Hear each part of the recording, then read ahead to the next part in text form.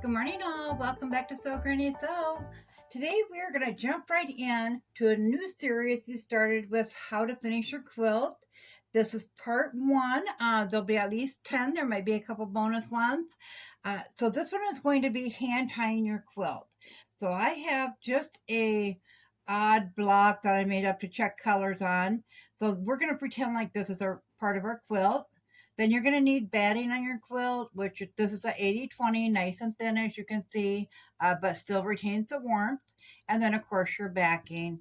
So when you have your quilt all laid out and you're ready to quilt it in, you're going to have, your blocks of whatever kind you're making.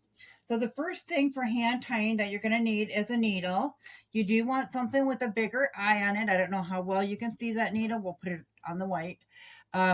But you're going to need something with a bigger eye on it because you're going to be using embroidery floss, or even some people use yarn. Whatever you have handy, whatever matches good. I'm using purple so you can see it.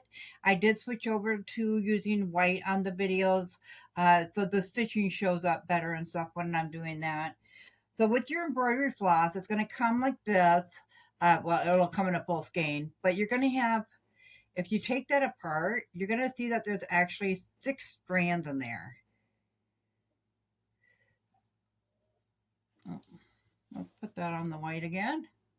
So there's 6 individual strands on that embroidery floss, and you're going to pull it apart. I use 2. Some people use more, but they pull apart really easy. So you can use it however you'd like. Some people use all 6 and don't pull it apart at all. So it all depends on the size of needle you're using, what will fit. I have 2 strands on mine currently. Now, under normal circumstances, I would use something that matches the fabric I have in the quilt. So like the peachish color of that, or maybe this blue to pick up on that. For the sake of the video, I am using a bright purple on that because that will show up nicely so you can see. And so you know how you tie the ends, you don't tie it on this, you just leave them. When you go to hand tie a quilt, you're going to start from the front wherever you want it. I am going to work from the corners inside this block here, because when I hand tie a quilt, I actually do it for in between the blocks, so I'm not covering up the fabric of the blocks. So you're just going to put it through to the back as such, and then you're going to pull it back through somewhere close to it, but not right on the same spot that you pulled it through the first time. Then you're just going to pull it back through. It's nice and flat on the back with one little stitch. And then you're going to take your thread you have here. I'm just going to pull some back through so it's a little bit longer. You're going to grab a hold of that thread. Oh, you're going to, I'm trying to find the right angle here. You're going to cross over your hand and put your needle under your thread, and then pull your needle through. And then you're going to do that a second time. So you're just crossing over your thread, putting your needle under your thread,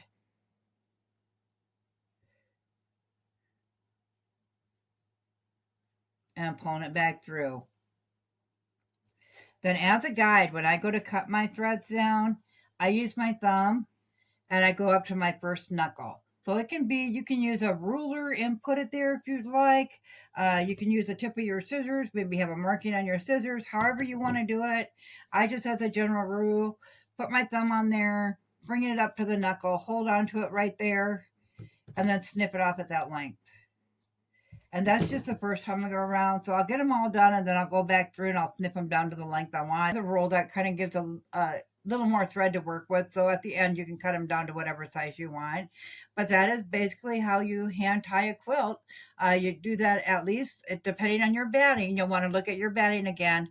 This is a cotton poly, and you can quilt or leave an empty spot up to 10 inches on this. I often do it when I'm doing a quilt. I'll do it on all of the corners regardless.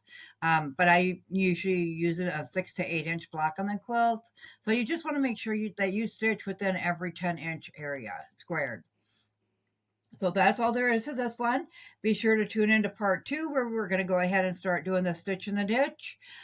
So we will cover in the series each way that I know of to quilt in your quilt, up to free motion quilting, and then we'll get into the different stitches of the free motion quilting.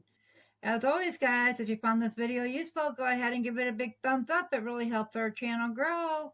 If you haven't subscribed yet, go ahead and hit that subscribe button because we'd love to have you here at Sew Granny Sew. Thanks all. Have a good day. Bye.